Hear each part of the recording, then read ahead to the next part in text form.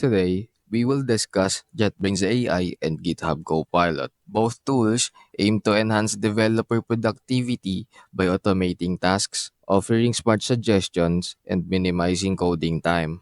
Both JetBrains AI and GitHub Copilot exemplify the increasing trend of AI-driven code assistants that are revolutionizing software development through intelligence aid and automation of repetitive duties. Now let's examine the main features of these two platforms. JetBrains AI is tailored to operate effortlessly within the JetBrains suite of IDEs, offering profound contextual insight into your code. This close integration enables more accurate and pertinent recommendations customized for your project. JetBrains AI highlights contextual understanding and sophisticated code analysis, offering insights and help that exceed basic code completion. It also features excellent integration with other JetBrains tools, including version control. JetBrains AI is intended to improve the current workflow of JetBrains IDE.